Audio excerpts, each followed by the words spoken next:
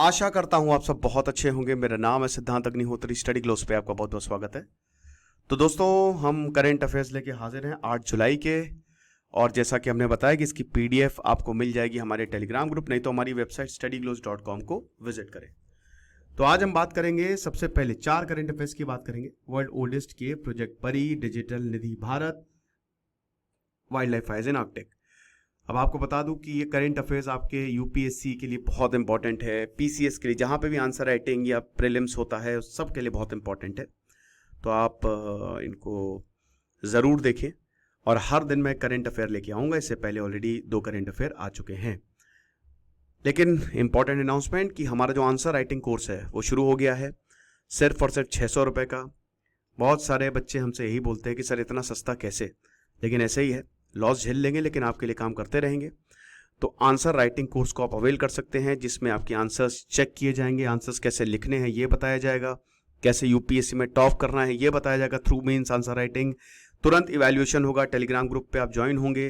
तो फटाक से कोर्स को अवेल करें। आप ऐप या फिर वेबसाइट पे अवेल कर सकते हैं। तो ये है कुछ इस तरीके से केव, दुनिया की ओल्डेस्ट केव।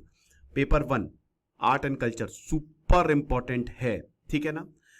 तो सबसे जो ओल्डेस्ट फिगरेटिव केव पेंटिंग है वो डिस्कवर हुई है। देखिए, इस दुनिया में बहुत कुछ है और डिस्कवर होता रहता है। आर्कियोलॉजिस्ट इधर से उधर जाते रहते हैं, कभी कुछ हो गया कभी कुछ आ गया। कहाँ पे हुआ है ये इंपॉर्टेंट है, इसको याद रखिएगा। लियांग करमपुयांग केव, जो कि है इंडोनेशिया सुलावेसी में। तो ये अब सबसे बड़ी बात, कितने साल पुरानी है, क्या बात है, 51,200 साल पुराने पेंटिंग कर रहे थे लोग। एमएफ हुसैन बन गए, बहुत जबरदस्त। तो 2021 में एक और डिस्कवरी हुई थी इंडोनेशिया में, यहीं पे ही, बहुत बड़ी केव है ये। तो 5,000 साल पुरानी पेंटिंग हमको मिली थी, लेकिन ये जो फाइंडिंग है ये उसको भी सरपास करती है।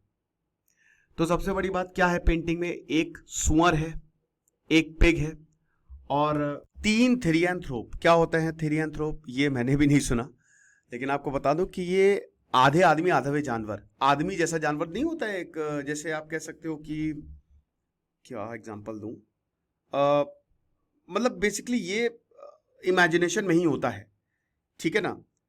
ह्यूमन एनिमल आप कह सकते हो, राइट, जो माइथोलॉजी में ही बेसिकली बताया जाता है। जैसे एग्जांपल के तौर पे नरसिम्हा भगवान, ठीक है ना।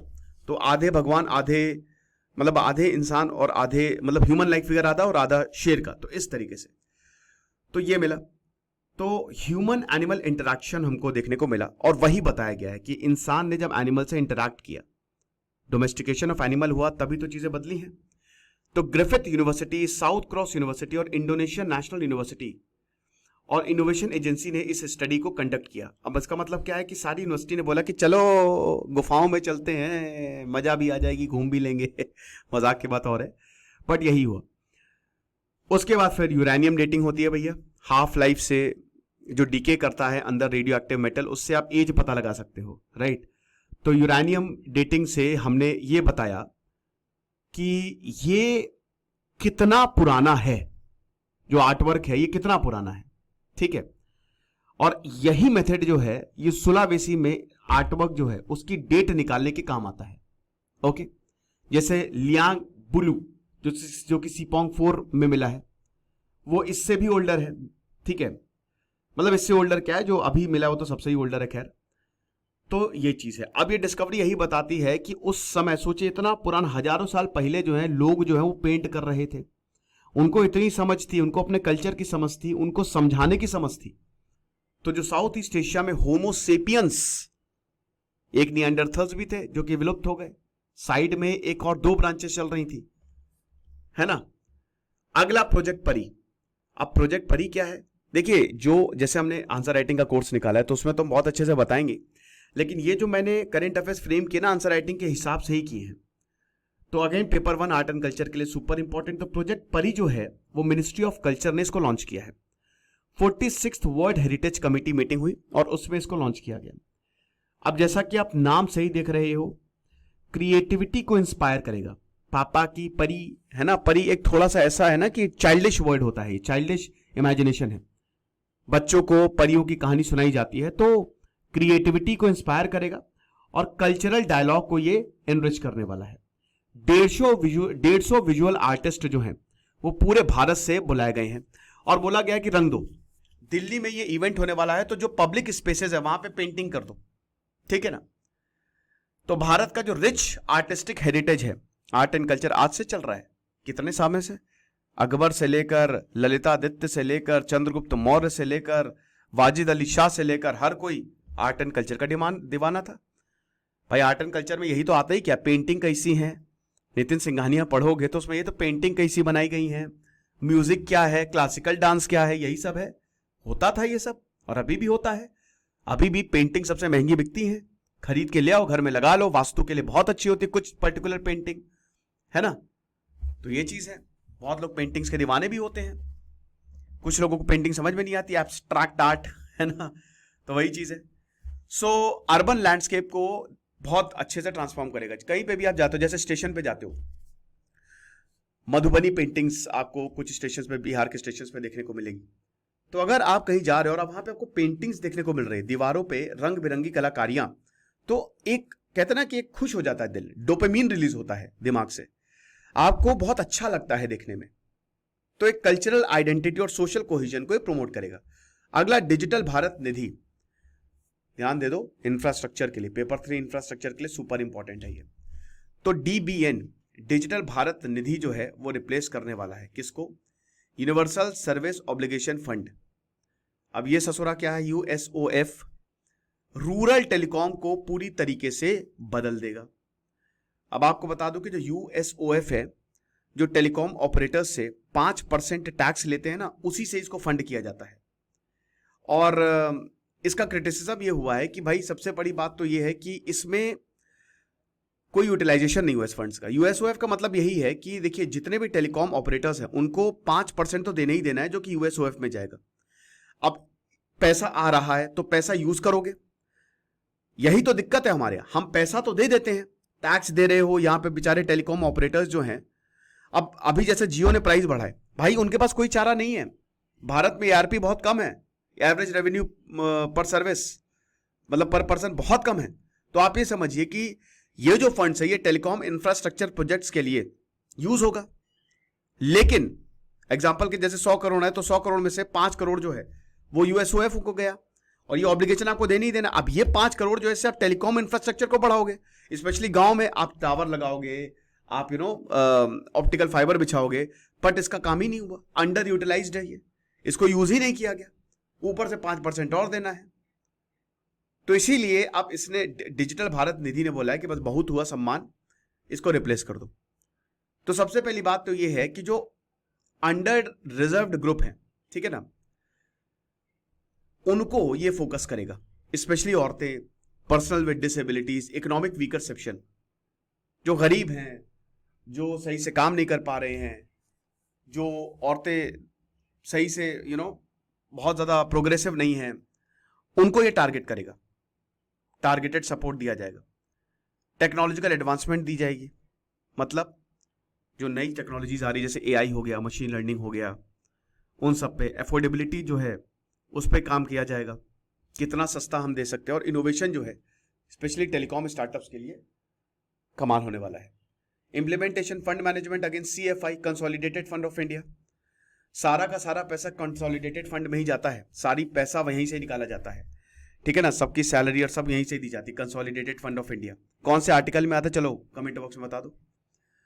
तो कंसोलिडेटेड फंड ऑफ इंडिया जो है, टेलीकॉम कंपनीज का जितना भी पैसा आएगा वो यूएसओएफ की जगह सीएफआई में जाएगा और उसके बाद फिर डीबीएन को दिया जाएगा, राइट।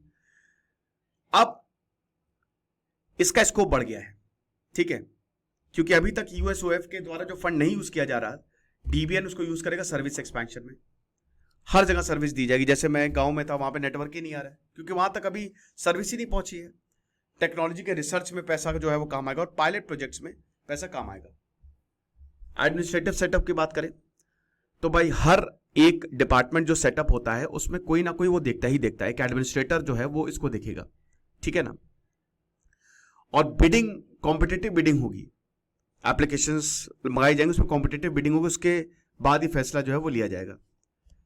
फंडिंग की बात करें तो फुल पार्शियल या को फंडिंग जो है वो प्रोजेक्ट के बेसिस पे होगा, वो हो सकता है। चैलेंजेस अगेन अंडर यूटिलाइजेशन, जैसे यूएसओएफ का फंड जो है अभी तक यूटिलाइज नहीं हो पाया, एक पैसा जो है वो नहीं, मतलब एक पैसा क्या, लेकिन ज्यादा कुछ स्पेंड ही नहीं हुआ, ठीक है।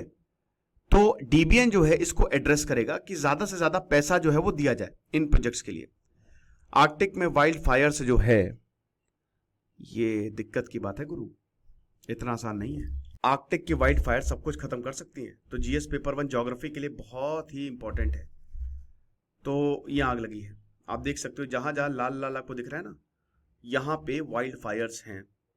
क्यों हुआ है, इतनी आग क्यों लग गई? तो अरे यार इसमें तो एक मिनट यार, ये आ नहीं रहा यार, ये क्या हो गया?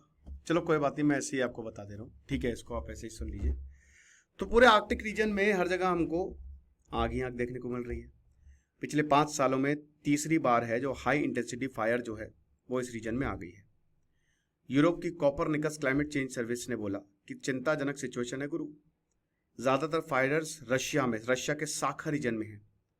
160 वाइल्ड फायर्स लगी हैं। लगभग 4.5 लाख हेक्टेयर्स ऑफ लैंड में आग जो है ये फैली हुई है अभी तक, 24 जून तक। टास ने ये बताया है, समझ रहे हो? 6.8 मेगाटन्स ऑफ कार्बन्स, इतना ज्यादा कार्बन एमिट हुआ है। Total carbon emissions 3rd highest हैं पिछले 20 सालों से। 2020 और 2019 में भी इतना ही कार्बन एमिशन हुआ था, लेकिन 6.8 मेगाटन्स ने बहुत ज्यादा है ये। वाइल्ड फायर्स नेचुरल पार्ट होता है। आर्कटिक में जो बोरियल फॉरेस्ट है या जिनको स्नो फॉरेस्ट भी बोला जाता है, यहां पे आग लगती रहती है। देखिए यहां पे एक्चुअली क्या है ना कि ट्रीलेस है, मतलब टुंड्रा। अगर आप ज्योग्राफी में अगर आप जैसे इकोसिस्टम्स की बात करो, स्पेशली अगर आप ग्रासलैंड्स, अगर आप इकोसिस्टम की बात करो तो एक टुंड्रा टाइप ऑफ इकोसिस्टम होता है जिसमें स्कैटर्ड पेड़ मिलेंगे, ट्रीलेस रीजन्स मिलेगा, ठीक है ना। ठंडी जगहों पे पेड़ नहीं उगेंगे, लेकिन थोड़े थोड़े स्कैटर्ड पेड़ उगेंगे जिसमें बहुत ज्यादा वो पेड़ भी थोड़े से अजीब से होंगे, पत्तियां कम होंगी, लेकिन है टुंड्रा रीजन है। और ये आपको रशिया या आर्कटिक रीजन में ज्यादा देखने को मिलेगा। लेकिन अभी अगर बात करते हैं तो जो वाइल्ड फायर्स है यहां पे इंक्रीज हुई है, क्यों? ग्लोबल वार्मिंग की वजह से। और सबसे बड़ी बात, क्लाइमेट क्राइसिस को ये फ्यूल कर रहे हैं। अब अगर ऐसा ही होता रहा, सबसे ठंडे रीजन में ऐसे आग लगती रही, तो ये टेम्परेचर बढ़ाएगा। ऐसा बताया जा रहा है कि जो आर्कटिक है वो 4 गुना ज्यादा गर्म हो रहा है पूरी दुनिया से। Global average temperature 1.1 degree Celsius तक पहुंच चुका है। 1.5 डिग्री सेल्सियस तक पहुंचे तो इरिवर्सिबल हो जाएगा, आप समझ रहे हो? तो इसीलिए आर्कटिक में फ्रीक्वेंट लाइटनिंग, जैसे मान लीजिए बिजली गिरी, आग लग गई, और लाइटनिंग स्पार्क्ड फायर जो है ये अलास्का को भी परेशान कर चुका है और नॉर्दर्न टेरिटरीज को भी 1975 से लेकर अभी तक परेशान कर चुका है। थंडर स्टॉर्म्स जो है वो एक बहुत बड़ा रीजन है इसकी वजह से, जिसकी वजह से वाइल्ड फायर्स जो है वो रहती हैं। और यही है, लेकिन ग्लोबल वार्मिंग को ये बढ़ाएंगी wildfires. Greenhouse gas emissions और कार्बन डाइऑक्साइड हमारे एटमॉस्फेयर में छोड़ेंगी, जिसकी वजह से और ज्यादा दिक्कत होगी। तो ये करंट अफेयर्स थे 8 जुलाई के। बाकी हमारे आंसर राइटिंग कोर्सेज को आप जरूर अवेल करिए, आपको बहुत ज्यादा फायदा होगा। Thank you so much.